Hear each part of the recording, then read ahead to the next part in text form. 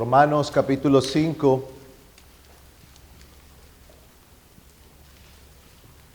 versículo 6. Porque mientras aún éramos débiles, a su tiempo Cristo murió por los impíos. Porque a duras penas habrá alguien que muera por un justo, aunque tal vez alguno se atreva a morir por el bueno. Pero Dios demuestra su amor para con nosotros, en que siendo aún pecadores, Cristo murió por nosotros. Esta tarde nos hemos reunido para alabar el nombre del Señor y también para tomar la cena en obediencia a ese mandato que el Señor nos dio, que tomáramos el pan y la copa en memoria, haciendo memoria de la muerte de nuestro Señor Jesucristo y para anunciar la muerte del Señor hasta que Él venga. Así que cuando tomamos la cena, es bueno poder recordar cuál es la causa por la que tomamos la cena. Y es necesario que meditemos en esto porque no es un mero ritual, sino que tiene un significado espiritual. Y Dios lo ha dado como un medio de gracia. Pues hoy estaremos considerando lo que el apóstol escribe a los romanos en el capítulo 5 y el versículo 6. Dice, porque mientras aún éramos débiles, a su tiempo Cristo murió por los impíos. Y quiero hablar un poco del contexto. En el versículo 1 de este capítulo 5, el apóstol empieza hablando acerca de nuestra justificación. Dice él, habiendo sido justificados por la fe, tenemos paz para con Dios por medio de nuestro Señor Jesucristo. Pablo señala que somos justificados, es decir, somos declarados justos delante del tribunal celestial, y esto no es por causa nuestra, ni por méritos nuestros, sino por la gracia. Es por la gracia de Dios. Dice el versículo 2, por medio de quien también hemos obtenido entrada por la fe a esta gracia en la cual estamos firmes. Pablo señala que es una gracia segura en la cual todos los que hemos creído en Cristo estamos firmes. Firmes en la esperanza. ¿Qué esperanza? La esperanza de la gloria de Dios. ¿Qué significa eso? La esperanza de ser partícipes de la gloria de Dios, es decir, de gozar de su presencia y de la comunión con Él para siempre, sin ningún obstáculo, sin pecado que nos impida tener comunión con el Señor, o como lo dice el mismo apóstol, pero a los tesalonicenses, y así estaremos con Él para siempre. Esta es la esperanza. A eso es que el Señor nos ha llamado. Y dice Pablo que hemos sido justificados gratuitamente por la gracia de Dios.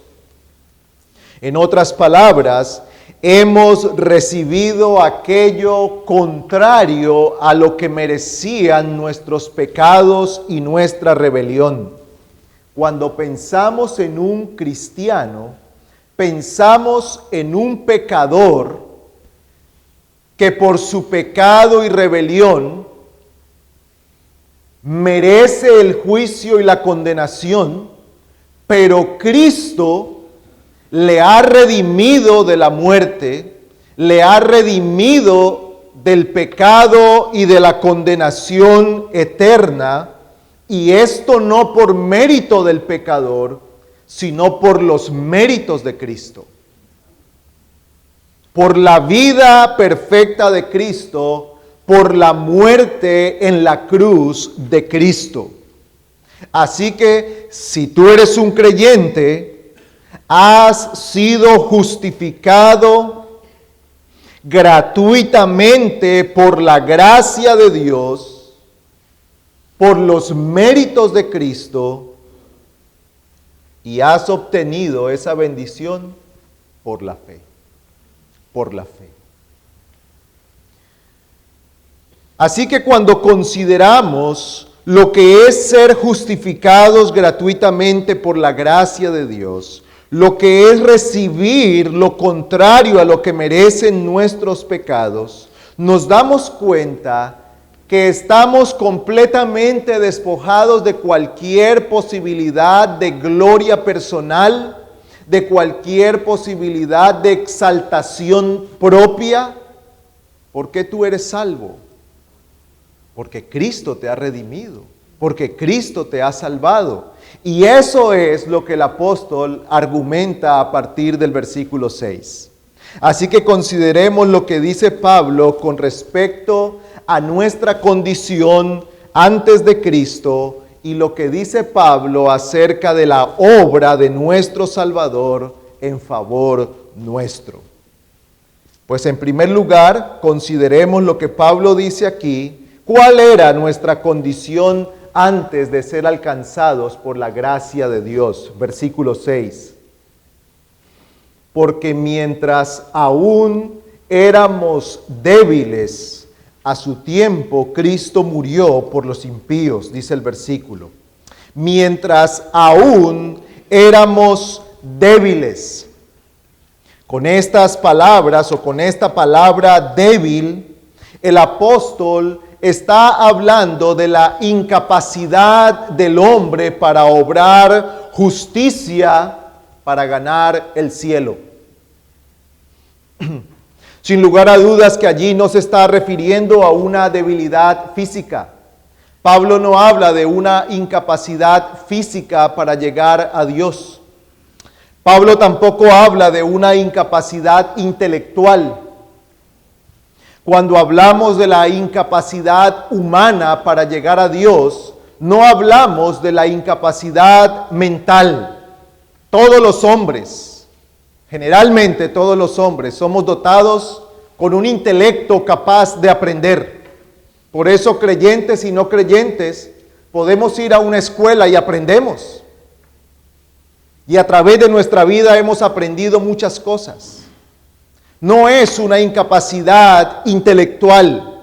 Los hombres aprenden, los hombres piensan, los hombres desarrollan ideas, producen pensamientos, procesan datos e información en su mente. No es una incapacidad intelectual, no es una incapacidad física, es una incapacidad espiritual. Pablo dice, cuando aún éramos débiles, cuando aún éramos impotentes, cuando aún éramos incapaces para el bien, la falta de una vida moral sana, de una vida espiritual fructífera, tal incapacidad espiritual nos mantenía alejados de Dios. Y Pablo dice que en esa condición es que Cristo murió para salvarnos. Allí estábamos en tal condición. Esta es la condición de todo hombre nacido en este mundo. Miremos por un momento el versículo 12 de este mismo capítulo. Dice Pablo, por tanto, tal como el pecado entró en el mundo por un hombre, y la muerte por el pecado, así también la muerte se extendió a todos los hombres, porque todos pecaron. Todos pecamos en Adán. Adán como nuestro representante. Él no se presentó delante de Dios como un individuo, sino como un representante de la humanidad. Y lo que Adán consiguió, lo obtuvo para toda su posteridad. Por eso en Adán todos caímos. El pecado entró en el mundo por un hombre, y por ese pecado entró la muerte. Así la muerte se extendió a todos los hombres, porque todos pecaron. Todos pecamos en Adán.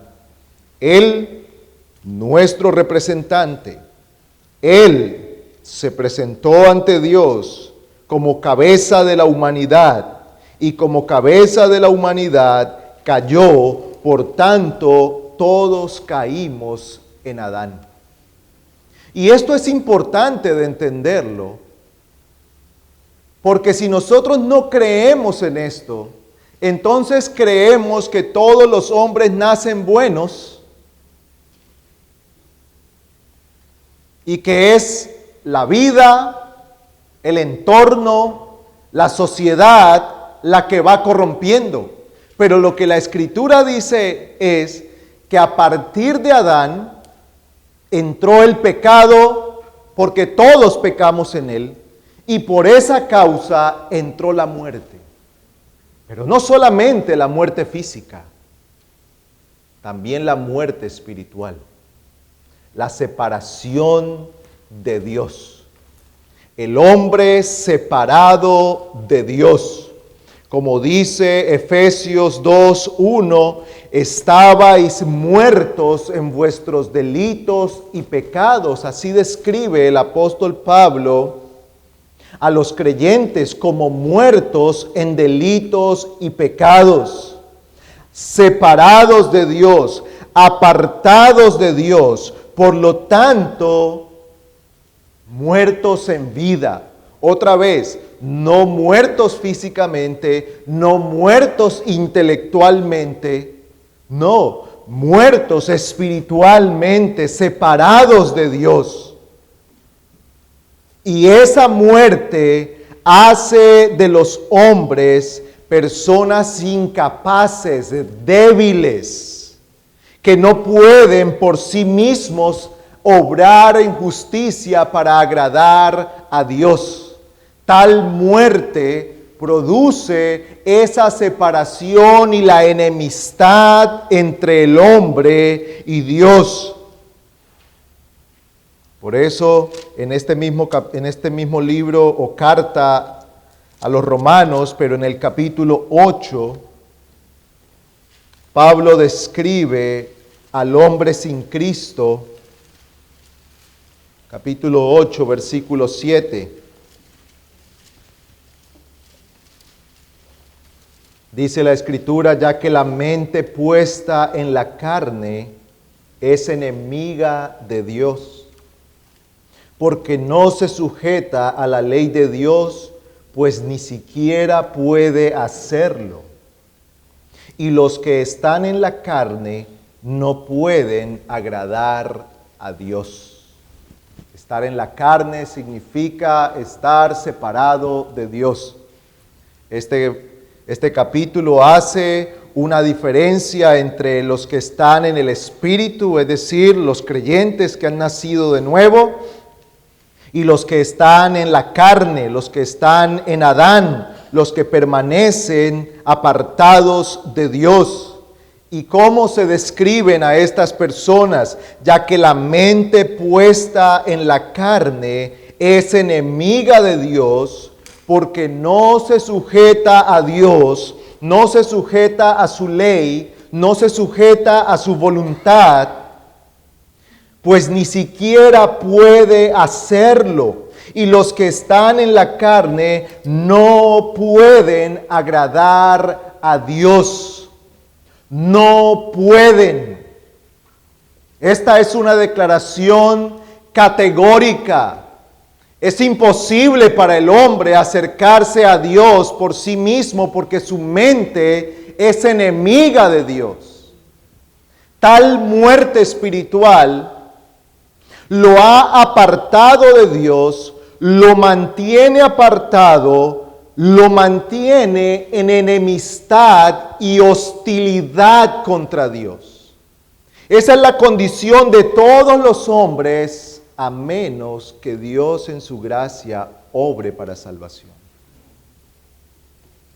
Ahora, mientras escuchamos todo esto, pensemos en la obra de Cristo, porque esos éramos nosotros. Aquí no estamos leyendo de gente terriblemente malvada en la historia. Cuando leemos estas palabras, no solamente se aplican a hombres que la historia ha marcado como grandes malvados de la humanidad. Esta es la condición de todos los hombres, de todos los que hemos nacido en esta tierra. Es la condición aún de nuestros hijos. Por eso clamamos al Señor para que los salve. Porque sus corazones son hostiles contra Dios. Porque sus corazones están separados de Dios. Por eso clamamos al Señor para que Él venza esa enemistad y los vuelva a Él. Y esa era tu condición, hermano y hermana, hasta que Cristo vino y obró para salvación. Por eso Pablo dice, hemos sido justificados gratuitamente por la fe, por la gracia de Dios, porque cuando éramos débiles, cuando éramos incapaces de buscar a Dios, cuando éramos enemigos de Dios, cuando éramos hostiles contra Dios, cuando estábamos tras nuestros propios pensamientos, bajo el dominio de Satanás, siguiendo la corriente del mundo, amando la injusticia, aborreciendo la verdad, de allí el Señor nos ha salvado. De allí el Señor nos ha rescatado. Y cuando pensamos en la muerte de Cristo, y cuando viene a nuestra memoria la cruz, el Señor entregado allí para pagar nuestra deuda, estamos hablando de una muerte en la cual el justo sustituye al injusto, en la cual el perfecto, el santo, quien no tenía pecado, quien no había manchado sus manos, ni su mente, ni su boca, sus palabras eran perfectas, sus sentimientos, sus deseos, todo en él perfecto, cargó todas nuestras impurezas para que ahora nosotros podamos venir delante de él y ser perdonados. Y podamos estar en su presencia como un pueblo justo, como una esposa limpia, sin manchas, preciosa ante los ojos del Señor. ¿Y quién ha lavado y quién ha limpiado a esa novia? La sangre de Cristo, la sangre del Cordero de Dios que quita el pecado. Esta debilidad nos había apartado del Señor. No podíamos salvarnos a nosotros mismos. Por eso el Señor Jesucristo le dice a Nicodemo, es necesario nacer de nuevo si quieres ver el reino de Dios. No te puedes salvar a ti mismo. Esta incapacidad se manifiesta en la ceguera en la cual están los hombres sin Cristo. No puede ver la luz.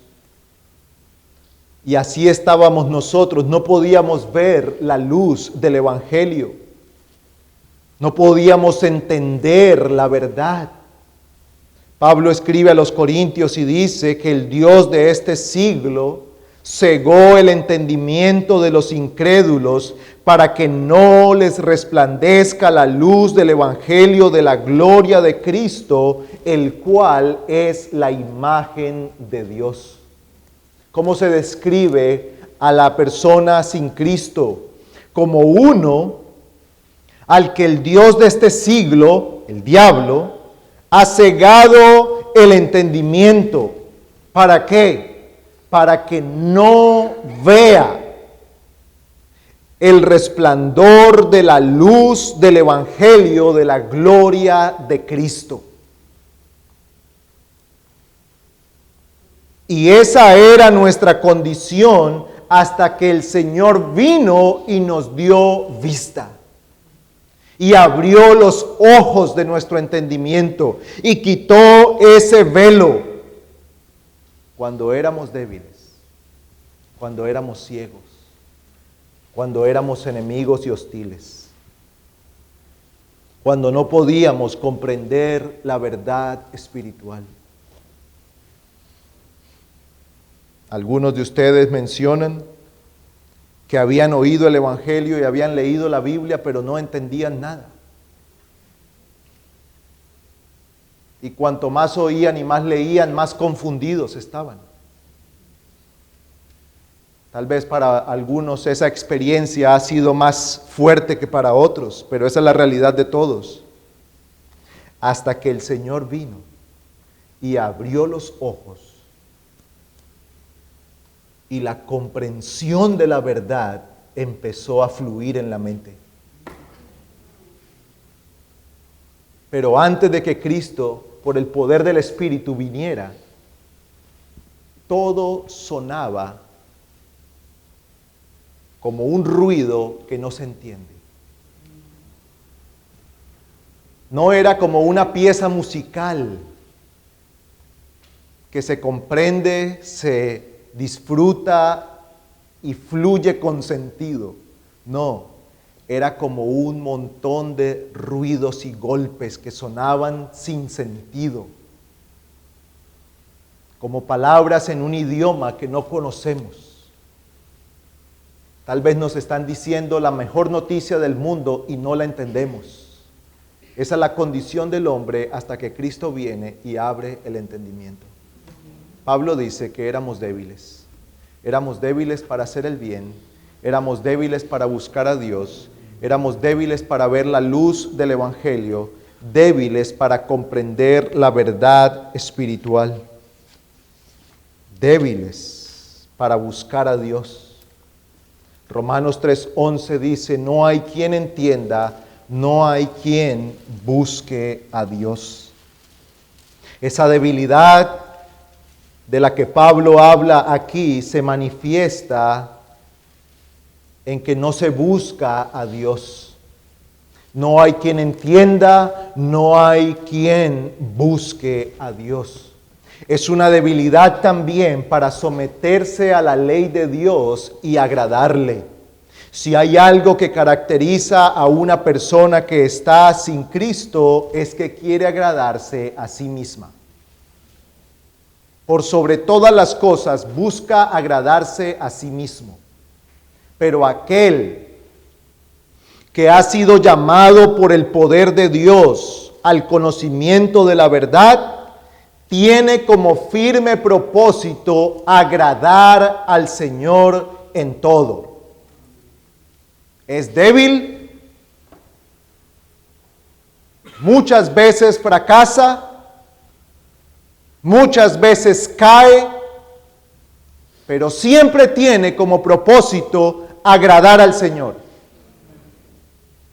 Yo quiero agradar a Dios, yo quiero hacer la voluntad del Señor. Y ora y clama y se lamenta por su pecado y pide a Dios que le conceda la fuerza, que le conceda el poder, el ánimo, la fortaleza para vivir una vida que sea agradable a Dios en todo. Ese es el anhelo del creyente.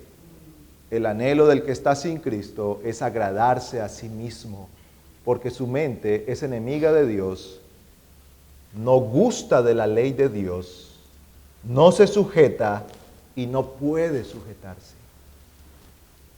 Cuando éramos débiles para someternos a la ley de Dios y agradarle en todo, Cristo murió por nosotros.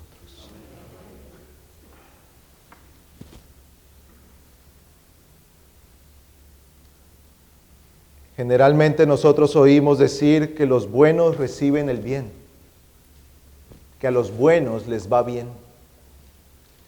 Pero aquí en el Evangelio nosotros hemos visto que los malos reciben la bendición, porque el Evangelio es para pecadores. El Evangelio es para personas como usted y como yo, manchados de pecado, cargados de culpa y maldad, que pueden ser lavados en la sangre del Cordero. Por eso, amigo, no creas lo que el diablo dice a tu mente. ¿Cuál es la mentira que el diablo generalmente pone en la mente de muchas personas? Primero arregla tus asuntos para que vayas a Dios.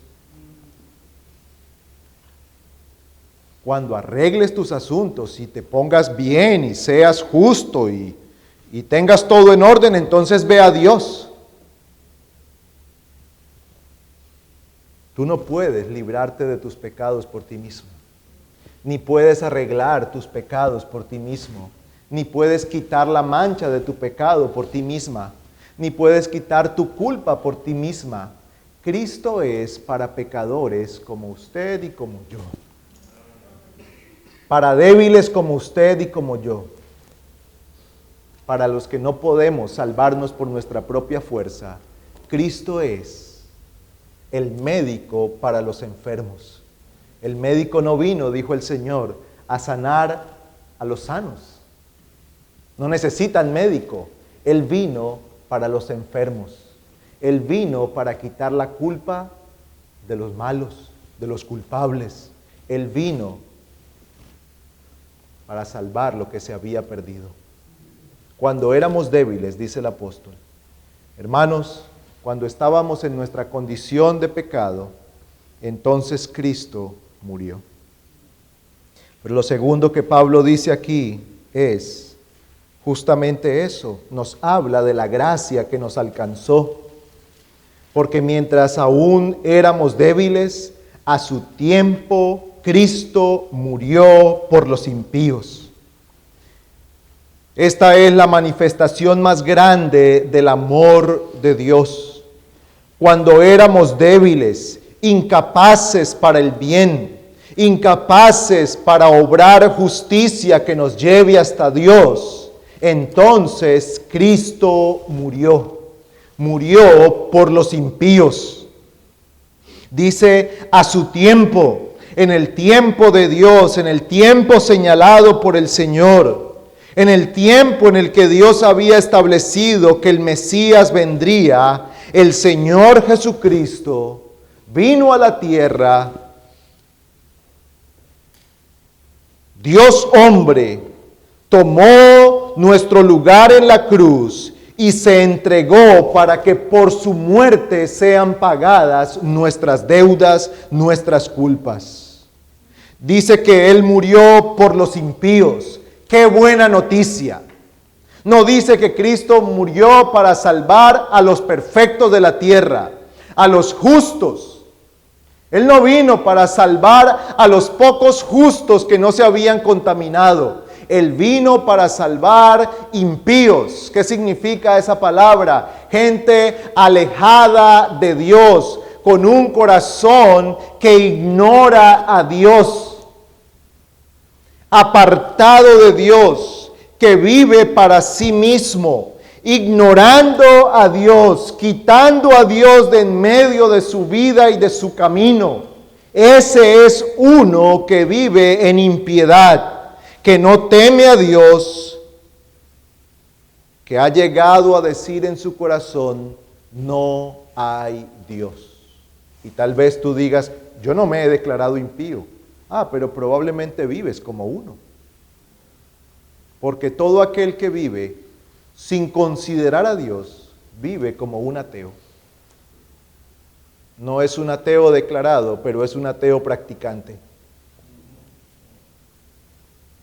No ha dicho con su boca que Dios no existe, pero cada paso que da en su vida lo da como si Dios no existiera.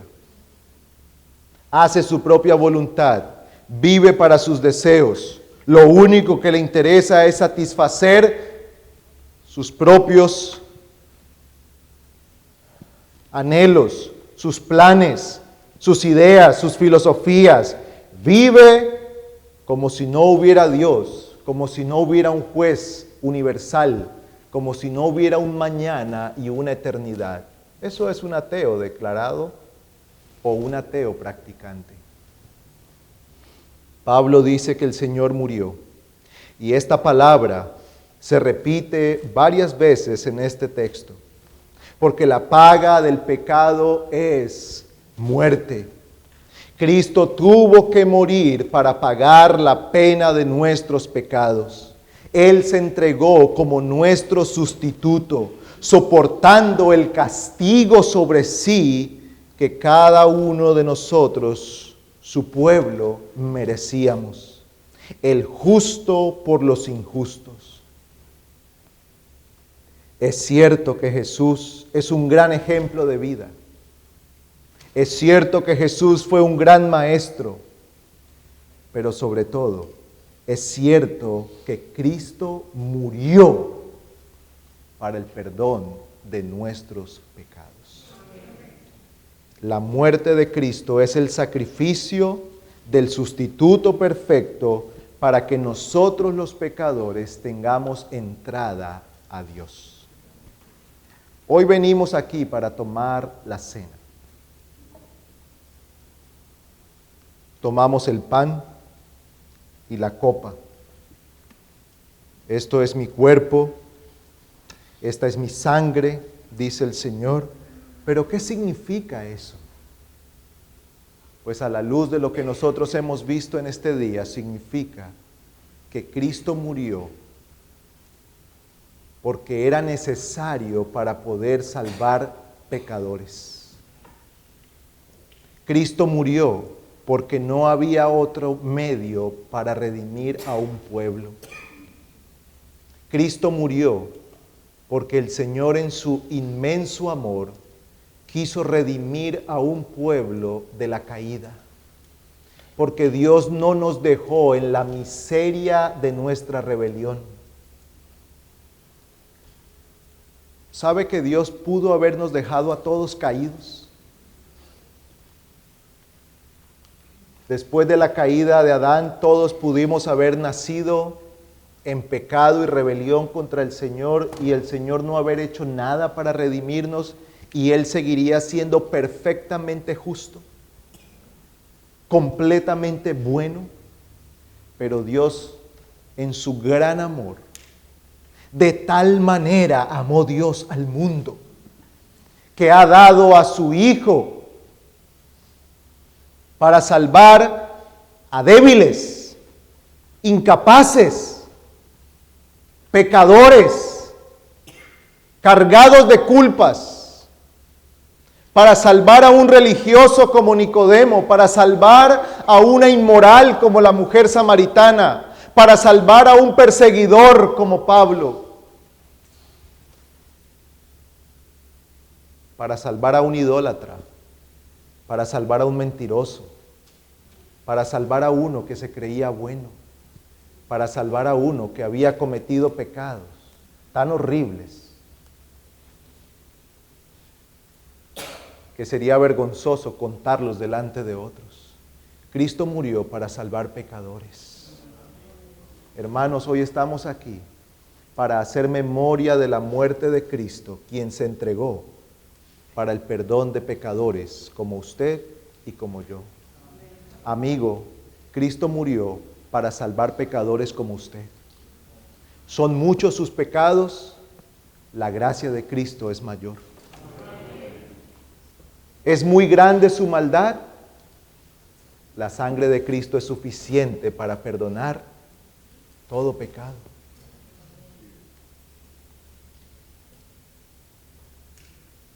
¿Ha sido grande su rebelión contra Dios? Y tal vez usted diga, yo he cometido unos pecados tan horribles que yo no creo que Dios pueda perdonarme. La promesa es que todo aquel que se arrepiente es perdonado. O tal vez usted diga, yo no tengo nada de qué arrepentirme. Entonces necesita arrepentirse de su soberbia y de creer que es bueno. Porque Dios dice que no hay bueno ni aún uno. Y que todos estamos necesitados de la gracia de Dios. A esos pecadores también los puede perdonar Cristo.